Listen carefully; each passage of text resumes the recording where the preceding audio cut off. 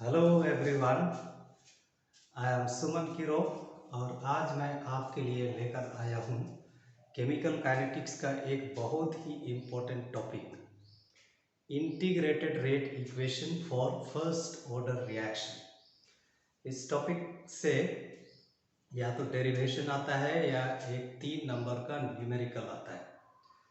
Okay तो हम लोग पढ़ चुके हैं types of reactions based on order, first order reaction, second order reaction, third order reaction, zeroth order reaction. First order reaction वैसे reaction को बोलते हैं जिनका रिएक्शन रेट डिपेंड करता है केवल एक रिएक्टेंट के मोलर कॉन्सेंट्रेशन पर। ओके तो हम मानते हैं, लेते हैं कोई एक फर्स्ट ऑर्डर हाइपोथेटिकल रिएक्शन जिसमें ए रिएक्ट करता है और बनाता है प्रोडक्ट्स। ओके अब हम क्या करेंगे, इनका कॉन्सेंट्रेशन को कोडिंग करेंगे। मान लिया कि ए का इनिशियल कॉन्सेंट्रेशन है स्मॉल ए मोल पर लीटर और शुरू में प्रोडक्ट तो बना हुआ नहीं रहेगा, इसलिए ये होगा 0 मोल पर लीटर। ओके 0 होगा। ओके इसको मिटा देते हैं। 0 प्रोडक्ट का कॉन्सेंट्रेशन है 0। अब कॉन्सेंट्रेशन आफ्टर टाइम टी क्या होगा, तो उसके लिए हम सबसे पहले यहाँ लिखेंगे कि मान लिया कि concentration after time T product का है x मोल पर लीटर, तो रिएक्टेंट का कॉन्सेंट्रेशन हो जाएगा इनिशियल कॉन्सेंट्रेशन माइनस प्रोडक्ट का कॉन्सेंट्रेशन, इसीलिए मैंने यहाँ लिखा है a माइनस x मोल पर लीटर।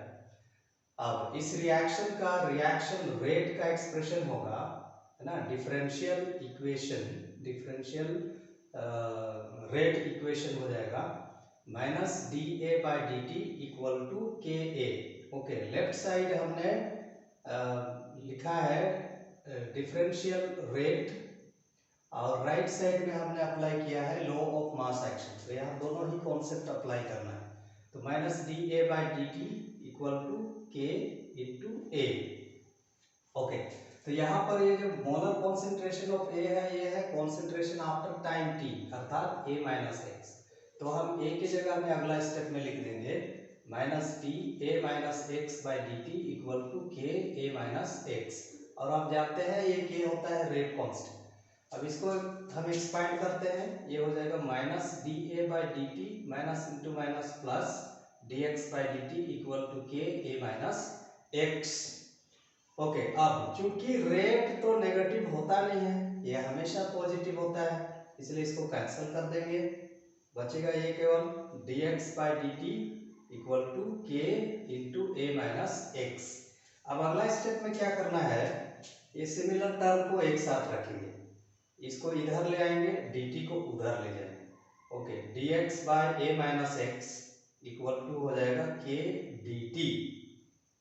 अब क्या करना है, ये उसके बाद हम इसको इंटीग्रेट करेंगे, है ना, इसीलिए इसको उधर लिखे है इंटीग्रेटेड। इंटीग्रेट कर देंगे इसका बोथ साइड को, मान लिया कि इक्वेशन 1 है, इक्वेशन 1 का बोथ साइड को हम इंटीग्रेट कर देंगे, तो ये हो जाएगा integration of dx upon A minus x equal to K, तो कांस्टेंट है इसलिए उसको इंटीग्रेशन साइड से बाहर, K into integration of dt।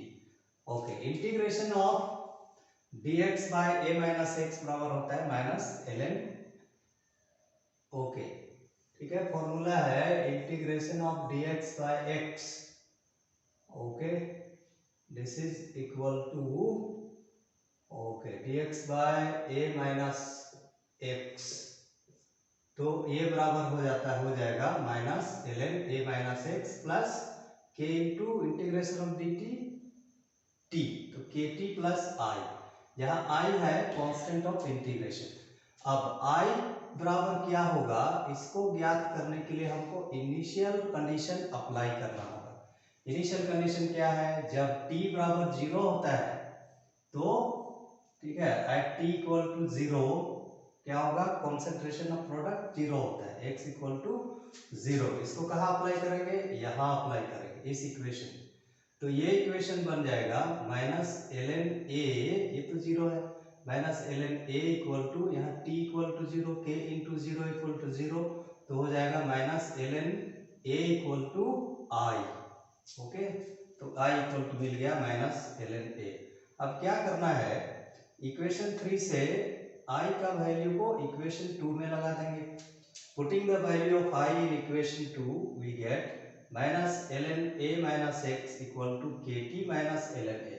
अब सिमिलर टर्म को एक साथ रखेंगे, एल एन वाला टर्म को एक साथ, तो इधर इसको इधर राइट से लेफ्ट में जाएंगे तो इसका ले जाएंगे तो इसका साइन पॉजिटिव हो जाएगा, तो ये हो गया L N A minus L N A minus x equal to के टी।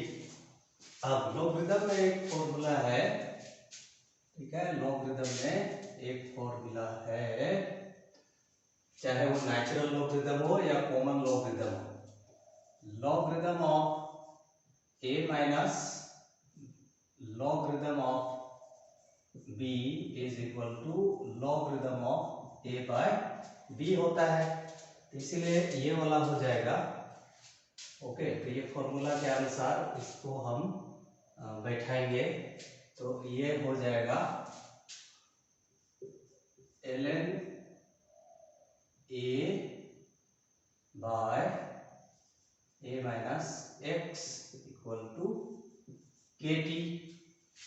ओके, और इसीलिए ये रेट कांस्टेंट बराबर होगा 1/t into natural logarithm of A by A minus x.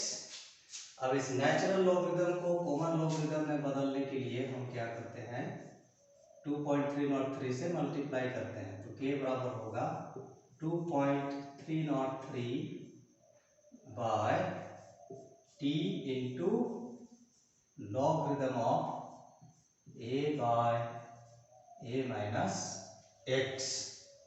Okay, इसी को बोलते हैं integrated rate equation for first order reaction. Okay, this is known as integrated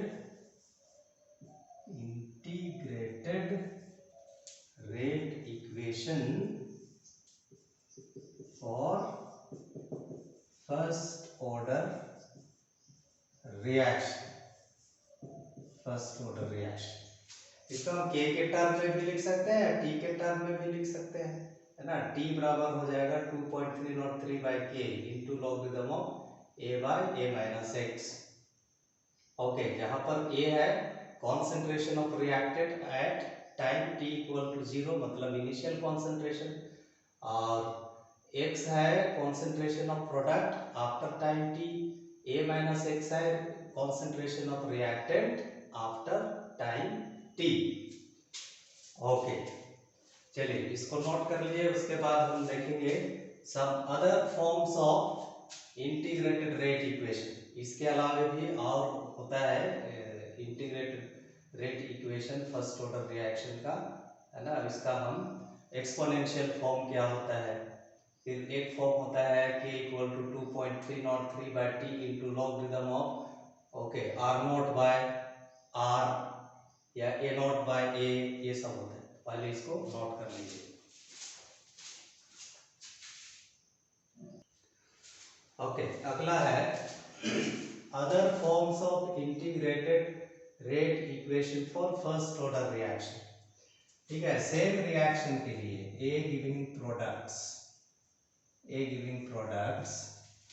के बराबर लिखा जाता है 2.303 by T into logarithm of molar concentration of a, यहाँ पर नॉट लिखते हैं, फिर by molar concentration of a, जहाँ ए नॉट होता है इनिशियल कॉन्सेंट्रेशन ऑफ ए, मतलब concentration of A at T equal to 0, फिर ए होता है ना molar concentration of A after time T.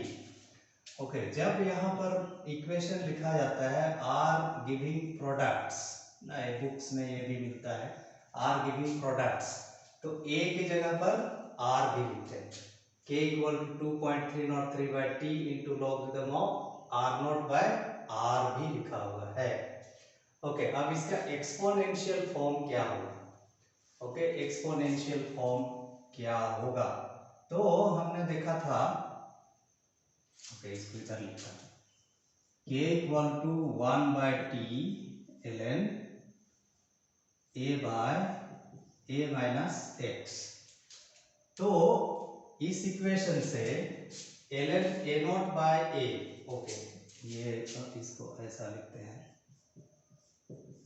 a naught by a, k equal to 1/t ln a naught by a। तो ln a naught by a बराबर होगा k into T, उसी को यहाँ लिखा हूँ, ln a naught by a equal to के T. अब a नॉट बाय a बराबर होगा एक्सपोनेंशियल ऑफ के टी। अब इसको इन्वर्स कर देंगे, उल्टा कर देंगे, इसको ऊपर इसको नीचे। Okay, a by a naught बराबर हो जाएगा exponential of minus K T, और इसीलिए a बराबर होगा a naught into exponential of minus K T. ठीक ऐसा ही हम पढ़ते हैं रादरफोर्ड सोडी लॉ, है ना, रेडियो एक्टिविटी में, क्योंकि रेडियो एक्टिव डीके फॉलो करता है फर्स्ट ऑर्डर काइनेटिक्स। ठीक है, ऐसा लिखते हैं।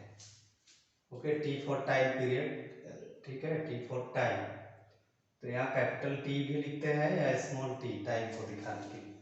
ओके, तो ये भी है, okay, integrated rate equation for, ये exponential form of integrated rate equation of first order reaction. Okay, अगला इंपॉर्टेंट टॉपिक है हाफ लाइफ टाइम या half life period, t half. इसको हम फिजिक्स में भी पढ़ते हैं, रेडियो एक्टिव डीके में। हाफ मतलब आधा होता है, जानते हैं आप।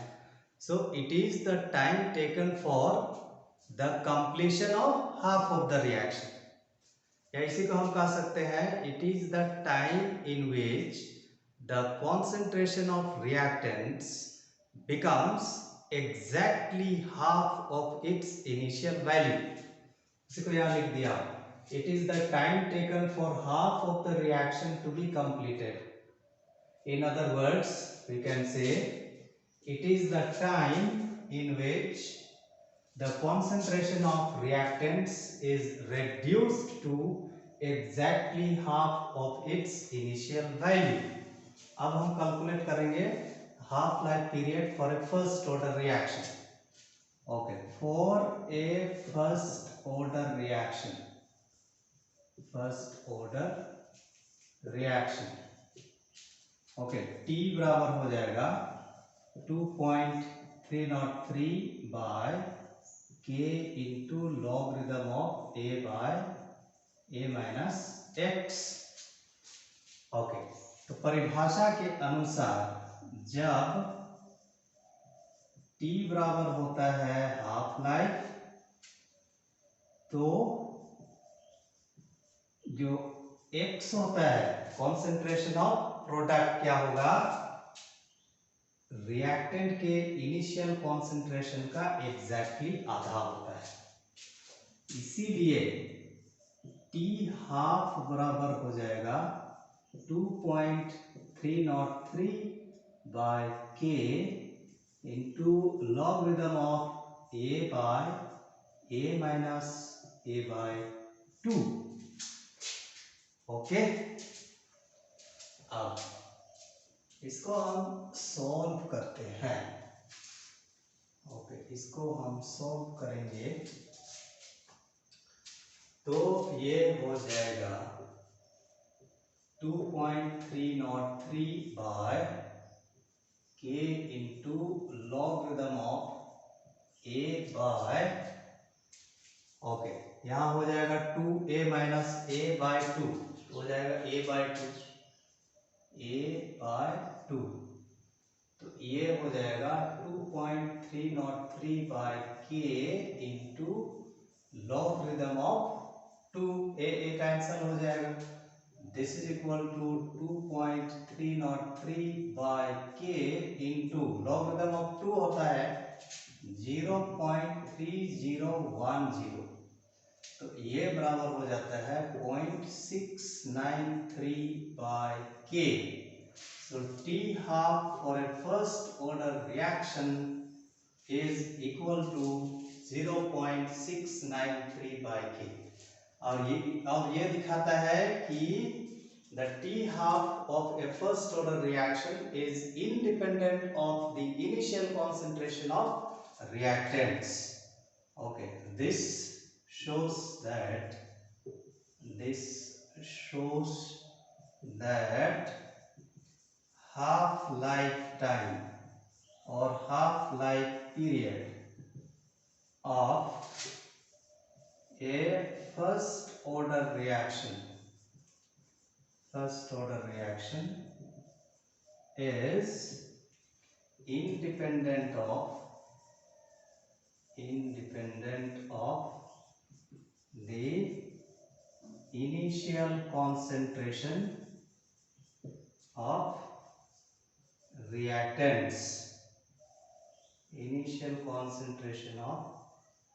reactants. तो एग्जाम में पूछा जाता है, show that the half life period of the first order reaction is independent of the initial concentration of reactants. तो आपको ये डिराइव करना होगा, ठीक है, यहाँ से लेकर, ठीक है।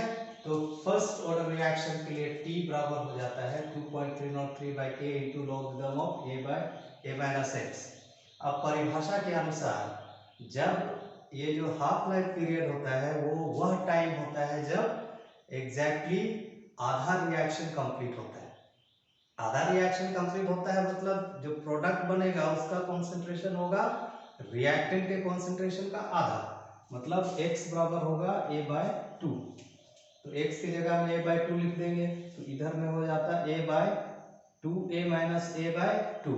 तो A/2 A कैंसिल हो जाएगा, तो यहाँ पर बच जाएगा 2.303/K into logarithm of 2। Okay, अगर आपको ये वैल्यू याद नहीं है तो इसको तो आपको याद करना होगा, है ना, 0.693। यहाँ से आप सीधे यहाँ जंप कर सकते हैं बशर्ते कि आपको ये वैल्यू याद हो। ओके, तो लॉगरिथम ऑफ 2 होता है 0.3010 और इसीलिए T हाफ बराबर होता है 0.693/K। ओके, चलिए इसको नोट कर लीजिए, उसके बाद हम इससे रिलेटेड एक आध सवाल बनाएंगे और ये जीरो ऑर्डर रिएक्शन का हाफ लाइफ पीरियड का एक्सप्रेशन हम डिराइव करेंगे।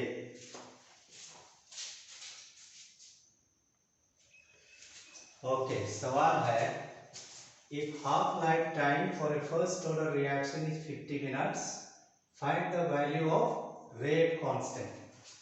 तो यहाँ पर दिया हुआ है T half equal to 50 minutes. हमको फाइंड करना है K का value. Okay, for a first order reaction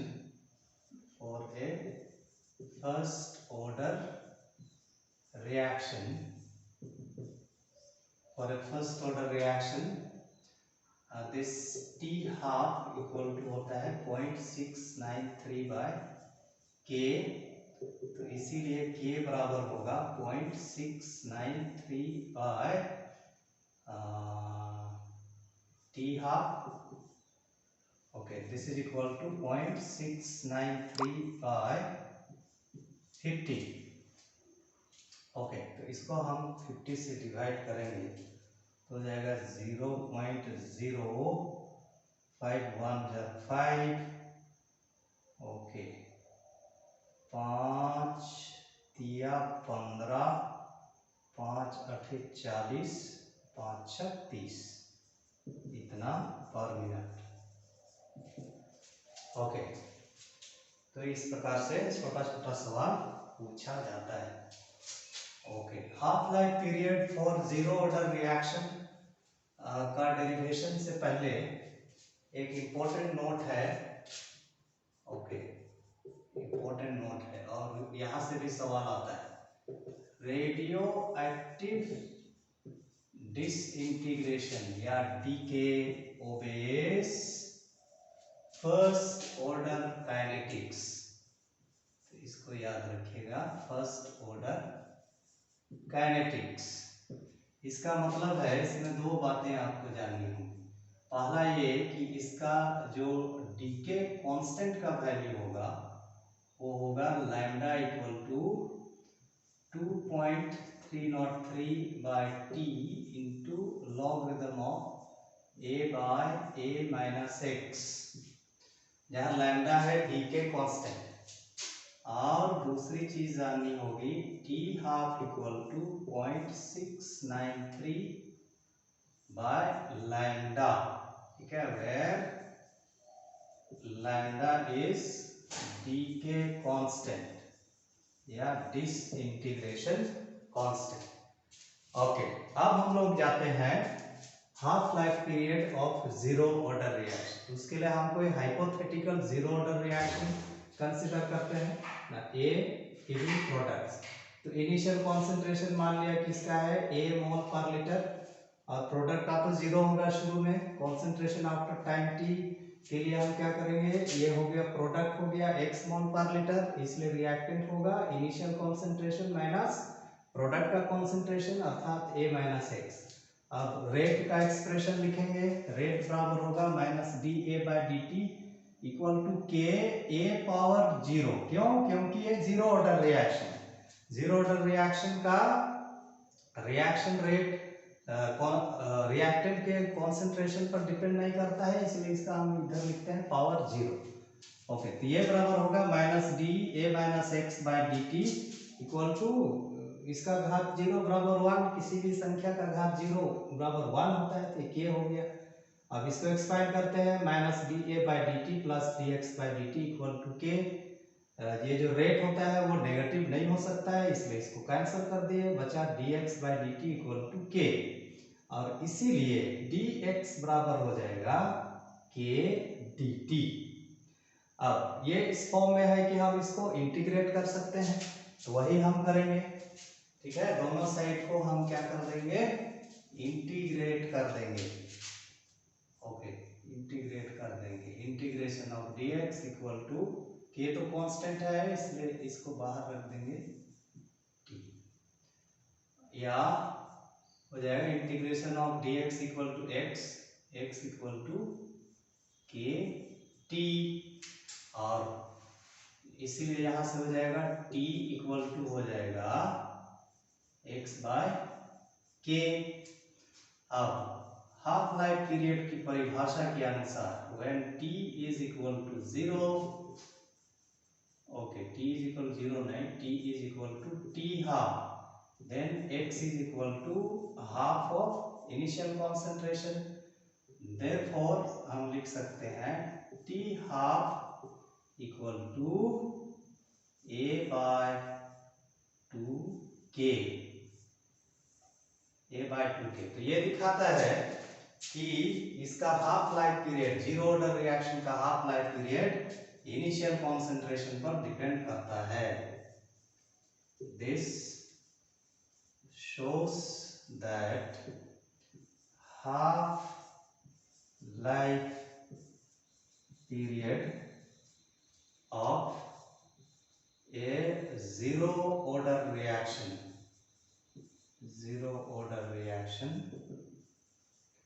depends upon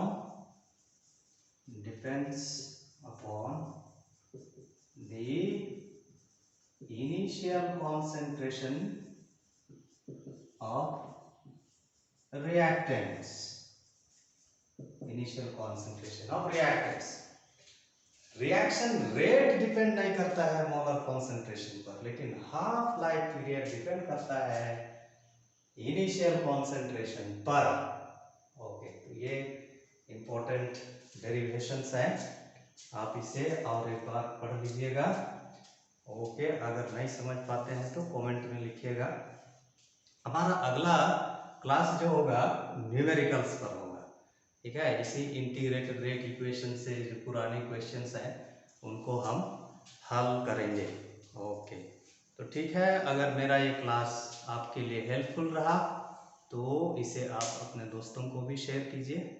और चैनल में नए हैं तो सब्सक्राइब कर लीजिए ताकि आपको मेरे द्वारा लिए गए इस प्रकार के लेक्चर्स का नोटिफिकेशन आपको समय पर मिल सके। ठीक है, बाय।